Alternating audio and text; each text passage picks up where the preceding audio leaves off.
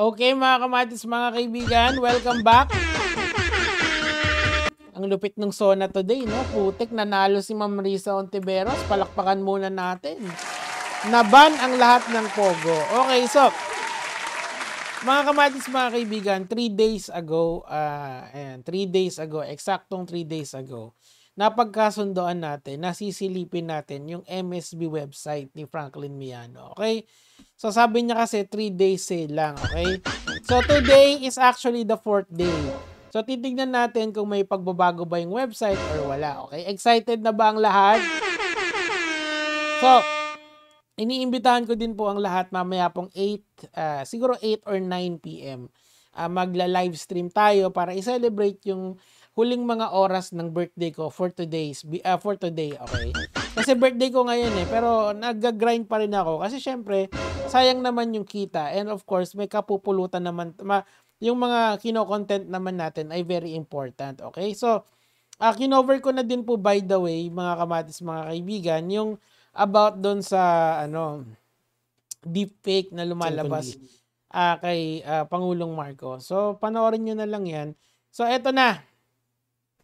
Titingnan na natin kung meron bang pinagbago yung website ni Franklin Miano. Okay, linode ko na. F5 para para secure na secure. Okay, play pa natin. This is Coach Frank, creator of Multi-Servicing Academy. Okay, walang na F5 ulit. O, isa pa. O, play ulit natin. Hi, this is Coach Frank. Okay, tapos tingnan natin dito sa new tab, MSB Home Academy. So, siya yan. Okay, lahat ng links ay gumagana. Ibig sabihin, authentic na sa kanya. Okay, eto na.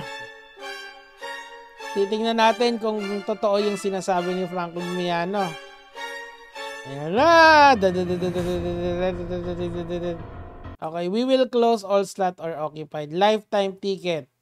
Okay. Oh, sales end in 3 days. So, mukhang walang nagbago, Franklin Miano. Ano ba na naman to? Bakit hindi naman nag-a-update sa website? Sabi mo 3 days sale. Kaya hanggang ngayon 3 days sale pa rin. Ilang araw ba yung sale na yan? 5 days? Kasi saktong-sakto dito 3 days ago, saktong-sakto, July 18 to. Ngayon, July 22 na. Actually, more than 3 days pa nga Sale ends in 3 days. Ano nangyari? So, wala. Marketing strategy lang pala yung kanyang MSB na yan. 3 days pa rin ang nakasulat. Parang yung previous na dito, nakasulat 3 days din, di ba? So, anong conclusion natin dito, mga kamatis, mga kaibigan? Alam mo, Franklin Miano, maghanap ka na ng ibang gagawin mo sa buhay. Wala na to. The ship has sailed dito sa MSB na to. Ano naman, siguro may talent ka sa video editing like yung sinasabi mo sa internet. Siguro it's time to go back to the roots. Kasi ito, GG talaga to. Kita mo, scan payment method. Ayokong i-scan yung payment method na yan. So, anong ibig sabihin nito, mga kamatis, mga kaibigan? Ibig sabihin, hindi po nagsabi ng totoo si Franklin Miano. Diba? Hindi ba, sabi mo kasi, 3 days sale, ayan, dito, July 22, July 3, birthday special pa kita, Franklin Miano. Invited ka sa aking kaarawan. Pero bakit naman ganon? Dinisappoint mo na naman ako. Ayun, so mga kamatis, mga kaibigan, and napansin din namin, mga kamatis, na nawala din yung kanyang, yung Life of Boss F, nawala na rin yata yun hanapin natin. Life of Boss F, tingnan natin. Ayun, nandito pa rin, Tingnan natin kung ano yung mga, dumaas, di ba? From 100 views, naging 1,000 views. Congrats! Tapos may 2 subscribers na bago. Di ba? Pwede na yun. At least tumataas. Tingnan natin yung mga comments nyo. Ay, nawala. Nawala. Cute. Thank you. Musta, boss? Okay lang naman. Ako kaya, birthday ko. Di, wag na, nakakaawa naman. Nawala yung mga comments nyo, mga kamatis, mga kaibigan. Ang sipag talaga mag-delete ni Franklin Miano ng comments. So ako, Franklin, bibigyan kita ng advice as alam ko naman na hindi mo hinihingi itong advice na to and you're probably not going to listen to me. If you want to, like, alam mo yun, bumalik ng konti sa social media kasi in my opinion kasi it's over for you. Wala na, hindi ka na makakabalik with the same interest ng mga tao noon kasi nga you have been thoroughly debunked, okay? Yes, nasagot mo yung kay MG pero yung mga paratang ni MG sa'yo are very surface level, okay? Mabababaw yun. 'Di ba? O, papakita mo yung titulo ng lupa mo, di tapos na yung problema. Hindi naman yun yung question eh. Ang question dito, saan nanggagaling yung pera? Kasi whether or not may lupa ka or wala, it's immaterial to the whole point kung bakit nandito ka. Ako kasi naniniwala ako na marami kang pera. Ako, yun yung firm belief ko. Hindi ako nagdududa doon na marami kang pera. I do believe that you have the money to make this na bumili ng Camaro, na bumili ng bahay. Pero ang ending ko, saan nanggagaling yung pera? Okay? 'Di ba may 10 business ka. Ito nga ang branding mo diyan. 23-year-old entrepreneur, 'di ba? So saan ba nanggagaling 'yon? Pwede mo bang i-breakdown sa amin? Kasi kung pinagbigyan mo si MG, bakit hindi mo mapagbigyan yung katulad ko? Bakit? Kasi mas sikat sa akin si MG. Okay. Kwento mo sa pagong yan. Okay. 'Di ba? O si Nadia Aider, nasagot mo na ba si Nadia Aider? Si Vicky Grout, nasagot mo na ba?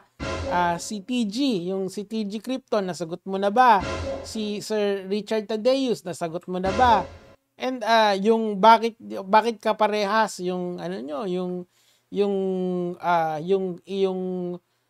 website kay tawag dito kay Alex Hermosi nung naka-up pa rin yun, 'di ba?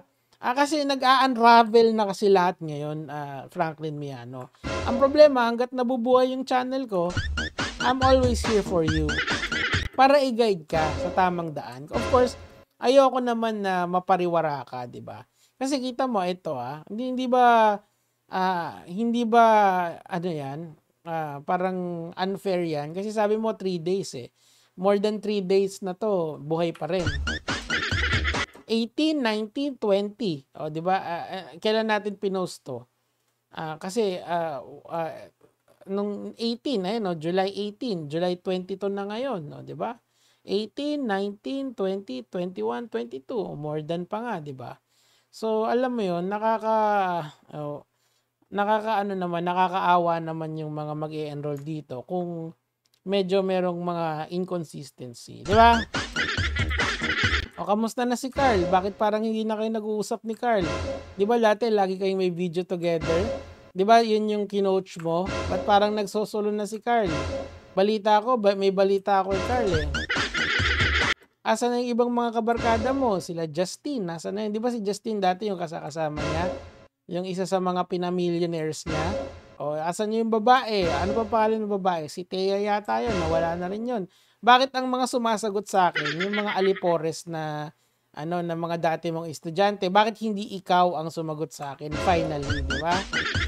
Pwede naman yun papaabutin mo pa sa korte. Sige, pag pinaabot mo doon, tapos ganito lang yun pag natalo ako, ilalabas ko din yung results nun. Pag nanalo ako, di mas nakakahiya, wala na talagang balik, di ba? And how long will it take, di ba? Kasi pwede ko namang ilabas, kunyari natapos na yung case, ilalabas ko yung details ng case, or pwede pa rin akong mag-content ng mga content tungkol sa'yo nang hindi about dun sa case. Gets mo? There is really no escaping dito sa mga pinagagagawa mo sa social media kasi I will not let up. And hopefully, wala nang gumaya sa'yo sa mga ganitong klaseng galawan. Pag sinabi mong 3-day sale, dapat tapos na yung sale. Di ba? Pag binessage ko ba to, pwede po ba bumili? Pag sinabi sa akin, oo, paano gagawin natin, di ba? Anyway, mga kamads, mga kaibigan, 8 or 9 PM po, babalik ako, kakain lang ako, gege mga lods.